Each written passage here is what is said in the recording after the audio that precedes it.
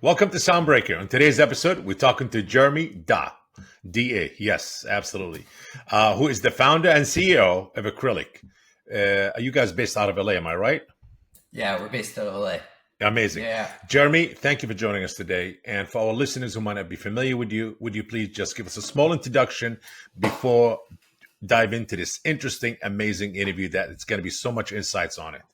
I'm excited to be here, Bob. I've been listening to your podcast. Some of the names you've invited are people that I follow, that I respect. So first of all, thank you for having me here. My pleasure. I'm super excited to dive in. And yeah, let's go whenever you want. Amazing. You know what?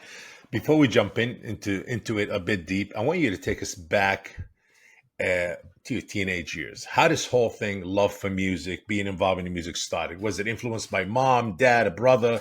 You part of a band? How this whole kind of, should I say, I don't want to say obsession, but love and passion for music. Hey, this is the path I want to carve. That's what I'm going. Man, I love that question. It's like the most essential question for anyone who loves music and who's dedicated their life to the industry. I actually was born in France. I was born and raised in France. I moved to the States when I was 18 for college. My mom's American and she grew up on the East Coast, and her dad, my grandfather, used to do all the payroll for Broadway. And so growing up, my parents had a pact that we would always, me, my brother, my sister would always be going back to the US for the summer because all our schooling was in France during the year. And so while we were there, we'd go to a lot of shows. And I remember like listening to the music and, it's all live there and there are bands playing. You can't really see them, but there was this whole musical thing that I loved. And I remember listening to the drummers specifically. And then I became a drummer much later, and not without fighting my parents who wanted me to first try the guitar and then the piano and then whatever else they could do. But the quick funny story is I started doing movie dubbing because I'm bilingual. I speak French and English fluently because of this. And so I used to do dubbing for back in the day when they had different languages in the plane. You could like put a channel and have different languages for the movie that they would put on. Correct. Like Yes. I was the voice that did French movies dubbed to English. And with the money, I was able to start paying for my drum lessons and buying myself a drum set. And then finally, my parents started paying after a while, but like they really fought me not to become a drummer. Anyways, all of that really shaped me. My parents didn't listen to a ton of music around the house, but I really loved music and I couldn't get enough of it. I was always involved in bands. I started out playing in bands at the age of like 12. I was in bands for years and years and years throughout my 20s. So that's really where it started. And really kind of like, even just at the core of who I am, this French American, spending a lot of my summers in the US and getting to know all the cool bands. Like I remember discovering like Silverchair one summer after Kurt Cobain died and being like, what is this band? And then taking it back home and turning tons of people on back home to Silverchair. So like, I also felt like I was kind of like this curator who'd come back, from the US with the cool stuff. And that's kind of always I did. I was the guy who made mixtapes. Like I like that, right? Back when people made mixtapes. Amazing. It's funny. A lot of people who live in the States, they'll spend the summer in France or certain parts in Europe. You did it the other way around, which is pretty Exactly. interesting. Yes. Let's talk about your first job. I don't know if it was a job or was it an internship at Atlantic Records and Sony?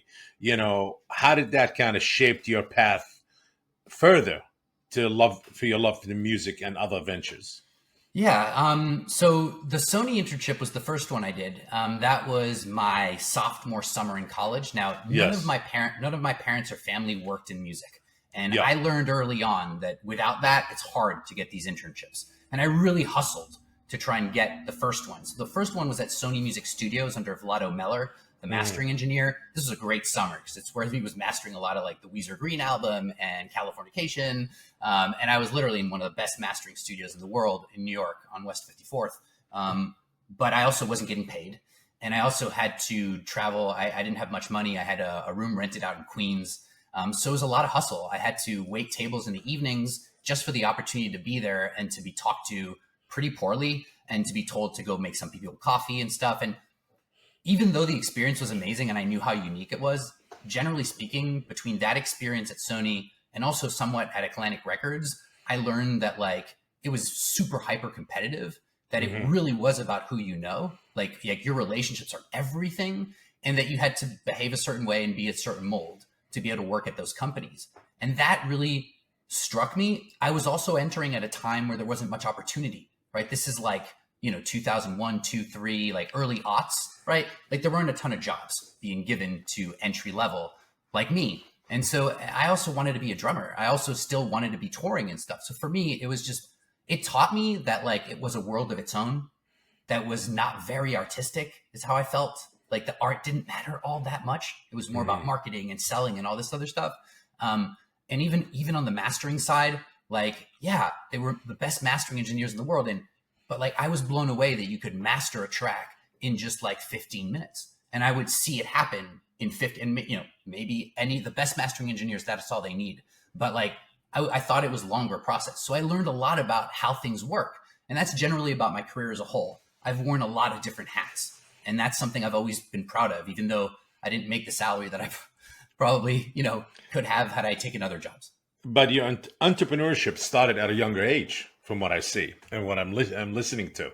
And because you right there, right then and there, right after you did your work at Sony and Atlantic, you started your own management company, and it's called you founded Reverbatim.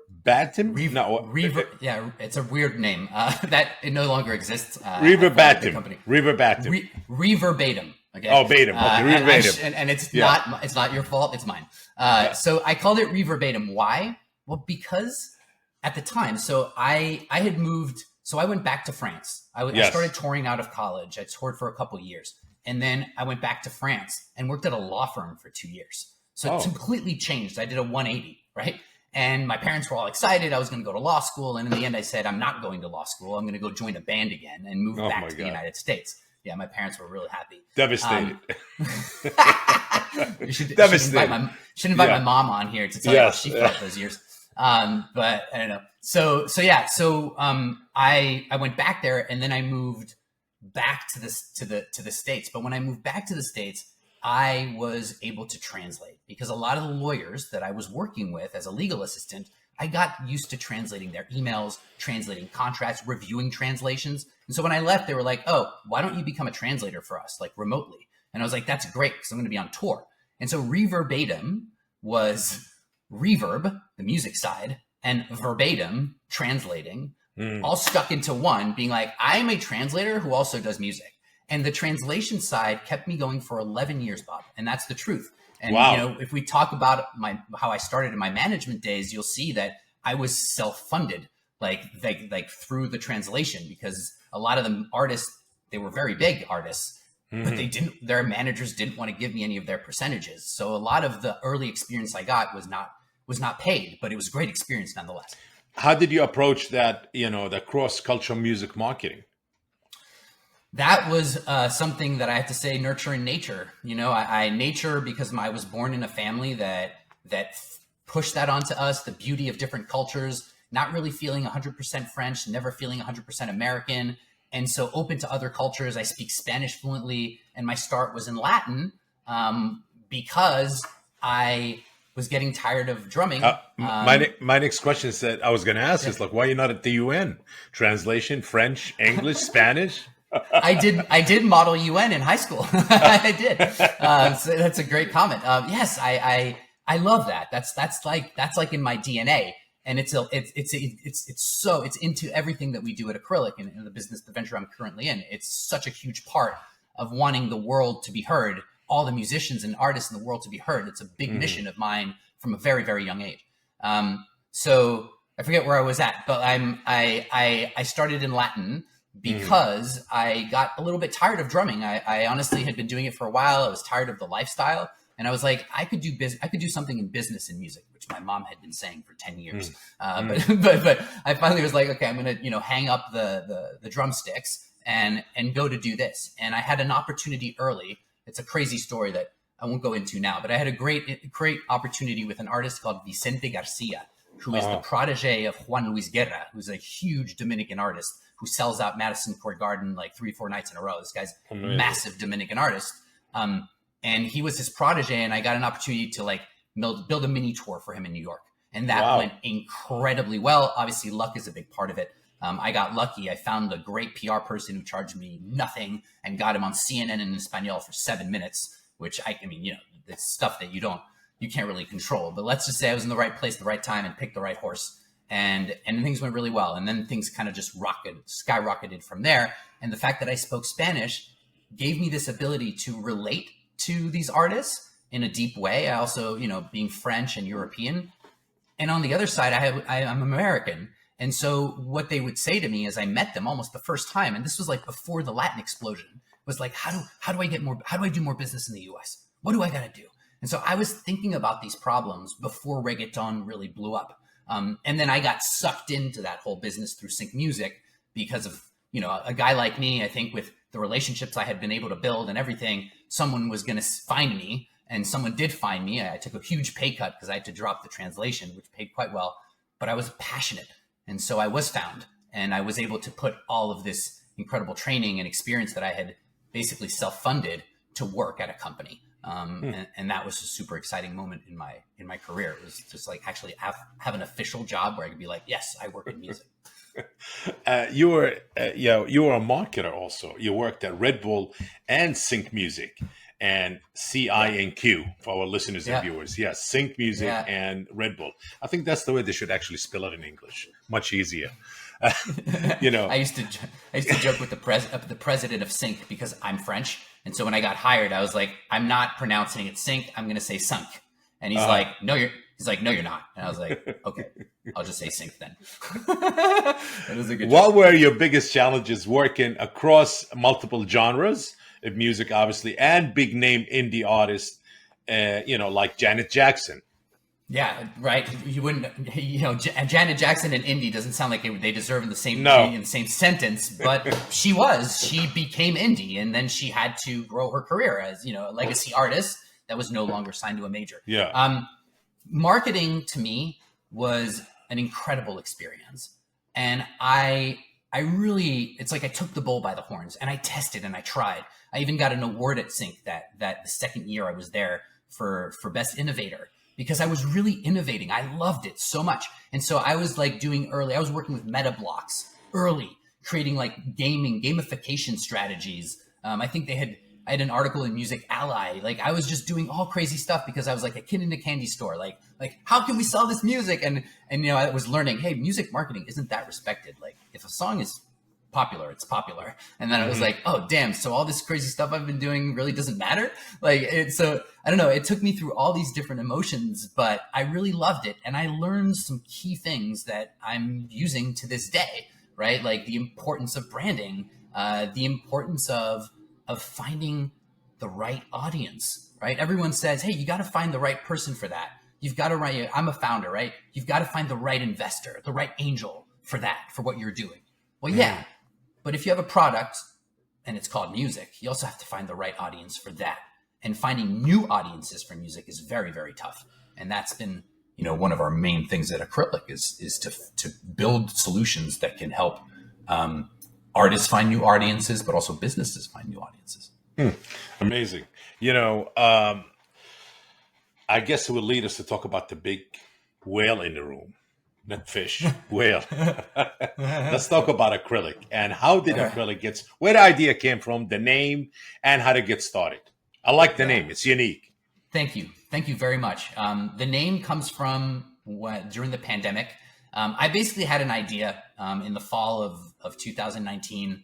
And that idea was I want to build a cool label. And this was like pre-pandemic. And I was like, how can we build a cool label that can be successful? What genres are out there that offer opportunity for an independent label, with no funding, basically. I had no money. And I identified that lo-fi music, instrumental music, was becoming quite popular. And I was actually enjoying it quite some as well. And we kind of saw an opportunity there. And so we built a label, me and my partner, Clint Choi, who's no longer with us, but he was there when we started the label. And I came up with the name Acrylic on a call where we were just trying to find things that were synonymous with art, but also not necessarily too much music. Like, we wanted to be an experiential label, right? Not a little bit different. So Acrylic for me really, really kind of symbolized art, but also symbolized something, not just music, right? And also, I liked the name. I liked the way it flowed on my tongue. I liked it, right? So we started this label. We had our first release in December of 2020, and we blew up. I mean, we did really, really well. We got over $500,000 from Downtown, our distributor, just a year later. Wow. Because we were doing so well. We were basically coining genres like lo-fi Latino, lo-fi Mexa. I was talking to Paraguayan harpists in Paraguay, like who were not playing during the pandemic because they live off of subsidies the governments give them, and saying, this would sound great in lo-fi music. Let me pair you. First of all, they would look at me like I was from the moon, lo-fi music. And then they'd be like, let me pair you with some lo-fi producers here in LA and make some great music. And they would get playlisted. They would get great. Like there's an artist called Baco Beats that is this artist. They made the front page of the Paraguayan newspaper with one of their releases because they got into big playlists and started streaming a lot because this lo-fi stuff was popular. And so all this stuff started happening, but then AI showed up. And AI literally stole our lunch. Think about it. We're making instrumental music. Now, someone says you can make this stuff with a button. And you can make a lot of it. And you can make a lot of it. And very quickly, I don't know who was sending these tracks here, but very quickly, all of a sudden, the Spotify playlist started to grow, the ones that we were on in terms of number of songs. And a lot of songs, I didn't know where they were coming from. And all of a sudden, I was like, oh, I'm going to have to fight against some robots now. Like robots. Like that's what I've got to fight. And I had artists coming to my house asking me for solutions. Like, what do we do? Like, I started talking to companies, trying to get them work in libraries, like just producing music for libraries, even though I hate that model and I just don't understand. And so in asking us ourselves all these questions, that's when we branded, that's when we built Cam, the chameleon. That's when we started our publishing company, Acrylic Songs. We have a distributor too. Like Acrylic is a Acrylic label that was successful and still is today. Not as successful as it was in 2020, 21, 22, but it's still successful and still releasing music and still a source of great pride. So you took Acrylic and you really branched it to a lot of different areas. Yes. Yeah, But I had to. You went into marketing, to digital marketplace, for sync. I thought, how am I gonna bring value to this catalog, Bob? Like I was like, what am I gonna do to get myself and all the artists that we work with out of this hole? And nothing was working fast enough. I would try. So where the idea came in, it's like, hey, let me go to marketing, digital market, to the marketplace right now. How did you? Because I get it. The money stuff wasn't there, but I want to keep the brand up. I worked so hard to bring this brand. I cannot just let it go. What do we do? Exactly. So, but it was really hard because none of these artists had brands. So it's different when you have a label or even a distributor and your artists have fans. Yeah. Our artists didn't have as many fans. And people didn't follow them on social media. They just listened to these playlists passively. But I came up with an idea at this point that I think is the idea that drove everything here at Acrylic. And it's that if you compare millions of indie artists in the world with AI robots, what is the main difference between those two? And for me, the answer is hyperlocal engaged fan bases. What does that mean? Well, indie artists don't realize they have a superpower. You want to know what that superpower is, Bob? Please share with all of us. They're hyper local, and there's enough data out there to expose that hyper locality. So if we can expose it to brands, and brands can license music based on who's going to buy their products, because they can see how engaged their fans are, well, then you have a way to create exposure for music for indie artists. You have a way to give value to certain music beyond Spotify.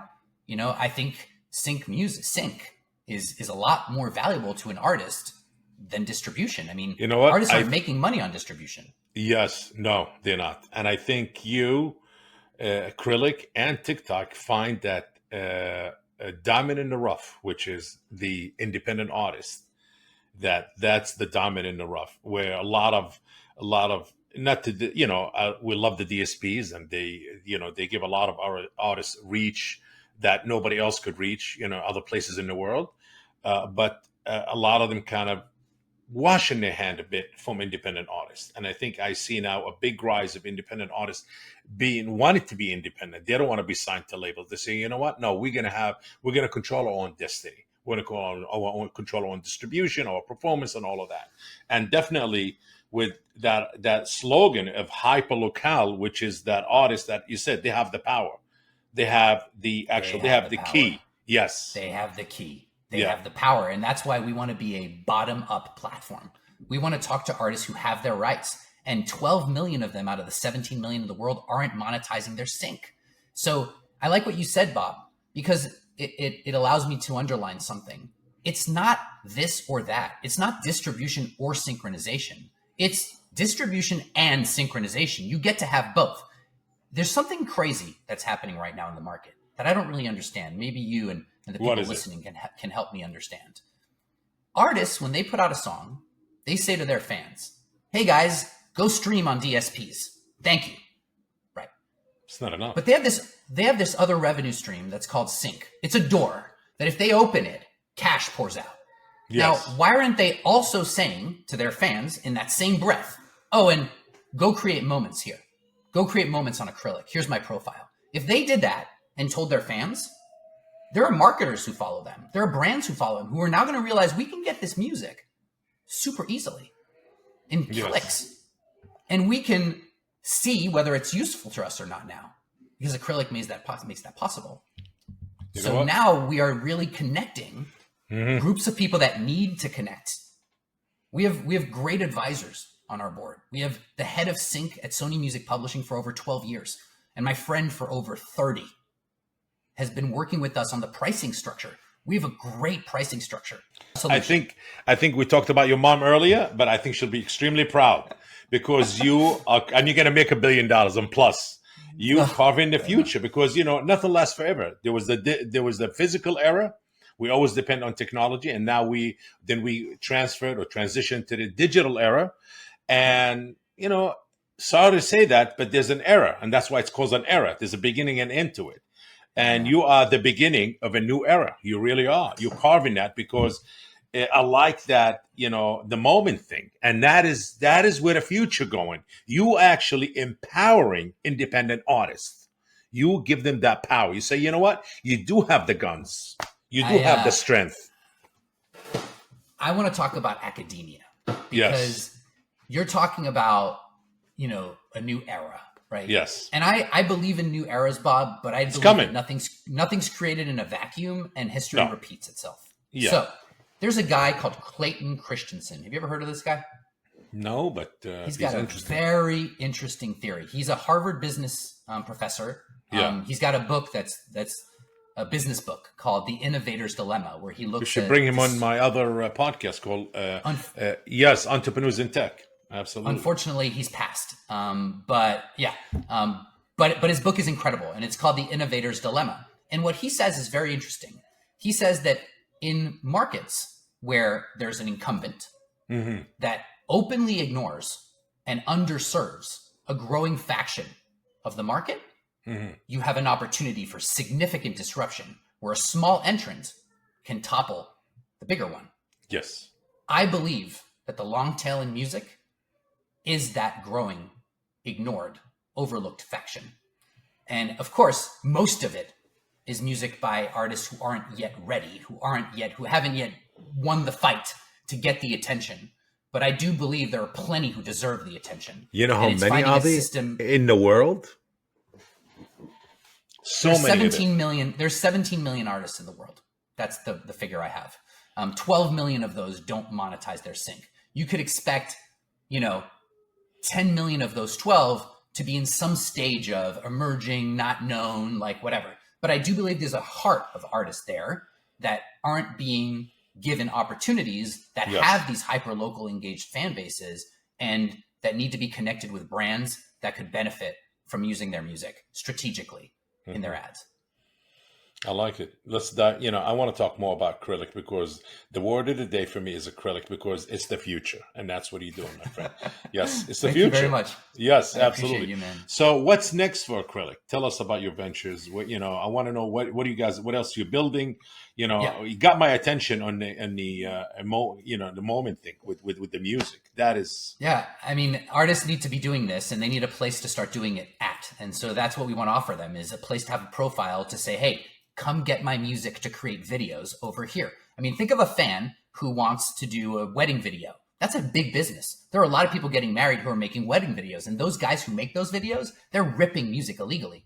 How about the person who's paying for the video and getting married?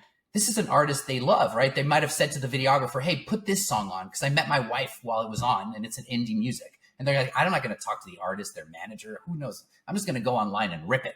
Well, that's an opportunity for the artist to make a little money, for the wedding video to make it to all social platforms where that person's wedding video wants to be posted without any strikes, right? Like, we need to clean that up. There's a huge opportunity there. What's coming for us? It's the most exciting time for us. We finished Techstars in June. We got picked, which was already just completely wild, and being able to do that experience. The program that picked us was Equitech, technology built for equity and opportunity in society. When I say we're building this from the bottom up, Bob, we really are. And everyone in our board cares about equity and opportunity for artists, and giving them opportunity. Like, that's what we stand for. And so for me to get that honor of being picked by a program as exclusive and tough to get into as Techstars, plus their Equitech program, that was perfect. It was the alignment for us. We're here now, and we have just had the results on a massive campaign we ran with a very big soccer club, one of the biggest ones in the world. I can't name which one it is, but we had incredible results showing that, putting real music with a real audience and fans behind a video and associating it with a player, a certain player on their roster, and putting that video in a place where we know it's going to performs really, really well, performs better than any of the videos that they've posted in the past. So we are very excited to show that sync can provide incredible benefit when it's done correctly, when it's directed in the right way. And so right now we need to test this out many, many times, right? And so that's what we're focused on. We're working with local coffee shops that want to, use local music to endear themselves with their communities and send messages to their communities and say, hey, come and drink a coffee at our place because we listen to the same music you listen to, right? And give opportunities to these artists, because once these artists, once that music is used, Bob, it's passive. The artist doesn't do anything, right? They're just waiting around for the opportunities, just like they're waiting around for people to stream their music on Spotify. Yes, but when that like music them is publishing used, mechanicals from everywhere. But when that music is used and they run the ads are targeting their fans, but they're also targeting tons of other people. So it's exposure. It's like better than getting on a Spotify playlist or paying for a playlist, because now you're getting paid to get exposure. And not only from just anybody, from a third party, Bob. And that's very important. When a third party curates you, which is what we need in society, says, I want to use your music for my ad, that's a strong message sent to a lot of people in the world saying, this music is worth listening to. We like it. We associate with it. And those are messages that we need to enable brands to send constantly, every day, to start and fix the curation problem, which I think is also a big one. We need more curators in society in general, right? We decided to take the distribution pipeline from this small. And when iTunes started, the distribution pipeline was this small. Now it's infinitely large. And I'm not a plumber, Bob, but honestly, I think we might want a filtration system now that the plumbing is this big, right? Yes. Makes sense. Need a filter, some kind of filter. Absolutely. And not an algorithm. We're not 100% an algorithm, maybe some human element too, because humans die and and the value is that we have finite lives. So I'm cool with AI. I'm cool with algorithms and everything for discovery, but you need a human element.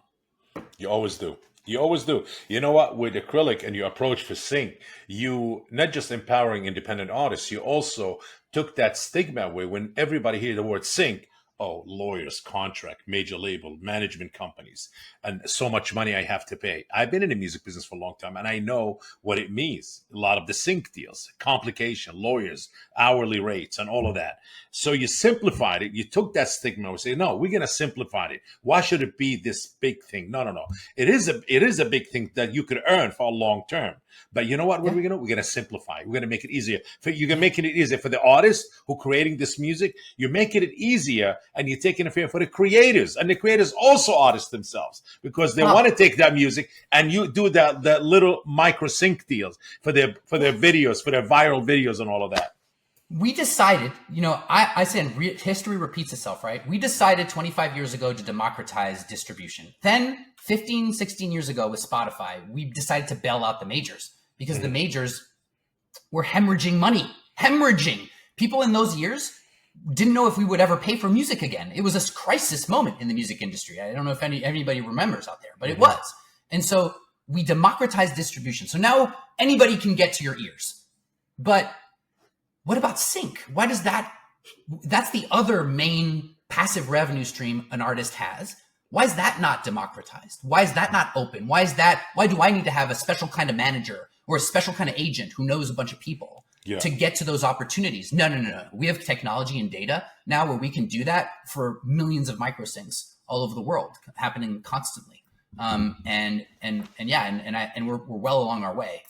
Yes, and you are changing the face of distribution. It's going to change. It's not going to be the same always with everybody, with certain gatekeepers with the keys in their hand. It's going to change. That. The interesting part is that distributors don't have exclusive master syncs in a lot of their contracts. No. So we're already working with some distributors, and they actually love us because distribution is kind of a race to the bottom. And I've been in it for like 10 years. So I can tell you that it was already seen as a race to the bottom 5-6 years ago. Now it's just actually, if you can't get someone on a playlist, what benefit do you have as a distributor? That's what label services that you're going to give. What is going to justify 30%?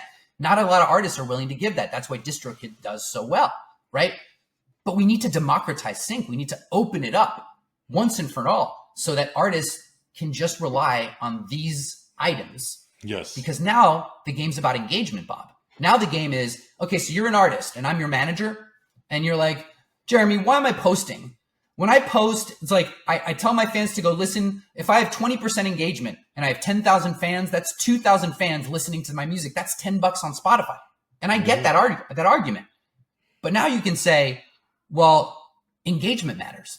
Because if you have a really engaged fan base, brands on Acrylic are going to want to use your music in their ads. And so now it's about having an engaged fan base. So it doesn't mean you have to post all the time, but it does mean you have to have a real brand and you have to have a strategy and a way. Billie Eilish is a great example. I don't really like to use outliers, but when it comes to branding, Billie Eilish did it really well. I mean, she created incredible FOMO early, with the kind of stuff that she posted and the types of photos. And you could tell there was artistry behind that. There was just, she didn't have to post a video of her talking. She could just post a carousel of photos and everybody would be captivated, so there's different ways of expressing your art and your vibe and who you are. And I think it's going to be more than ever about that, because then you're allowing brands to attach themselves to that through your music and to give your music the exposure that you want it to have. It's a really good match and a really good partnership between brands and artists that should be democratized. Absolutely. And 2 questions. What's upcoming projects you're working on or you would like to mention, if you want to mention to our viewers and listeners on Soundbreaker? Second one, an advice from an entrepreneur to starting entrepreneurs in the music business. Great. So projects that we're working on right now, I'm raising money. We've gotten some checks already. We're continuing to raise. We're running a lot of campaigns to show what it is. There's a lot of details that go behind and all this. Can we ask how much you guys raised, or it's classified? So far, we're at 250,000. Amazing total. Congrats. Yes. But we're at that moment where where we're gonna actually go and do this thing. So it's super, super exciting. But I'm super hopeful because of all the results that we've been getting and all the positive. Hard data that we have now. And then in terms of in terms of projects, that's really what I'm on. I'm focused on that 100 million. If I had anything else, I'd tell you, but really I'm dead laser focused. And then for a founder or someone building something, man, believe in yourself. Believe in yourself. There's so much imposter syndrome is real. Haters, people not wanting you to succeed, or people not understanding what you're building because you're not good enough at explaining it yet. And that can get you down. There's a lot of reasons why you will doubt yourself on the journey. And don't. Like, continue on the journey. There's always time. That's a lesson I got early on in my journey from someone who had been on many journeys that I had never been on. He's the CEO of a big distributor. And, you know, shout out to him in my head. I don't have to name names, but he said to me, Jeremy, there's always time. And I think that the believing in yourself and knowing that if you believe in yourself, you'll always find a way, right? It kind of it kind of like gives value to that statement of there's always time, because if you believe in yourself, then yes, there's always time, because you can always figure it out. And that's probably one of the most valuable pieces of advice that I got early on in my journey that changed the way that I did things, because being a founder is suffering. It's putting yourself in an uncomfortable position with a lot of pressure and a lot of responsibility. And you've got to be able to maintain, and you've got to be able to continue to strive forward, even though you've got doubters and there's voices in your head and everything. But if you can take pain and you can take it reasonably, right? It's not about like being, inflicting yourself. It's about convincing yourself that you can take a little more pain, that you're not that close to the precipice yet, even though your mind might be telling you are. That's the kind of drive that I think that I've developed over time. And that only happens through failure and picking yourself back up, realizing why you failed, and understanding that you failed, but the game's not over. It was just the third round, and there's a fourth round, and there might be 1,000 rounds, but you failed, so you got to learn. And I used to be very different than this. And I bet people listening to this podcast who know me, who haven't heard about me in a long time, would probably be surprised to hear some of these words from me.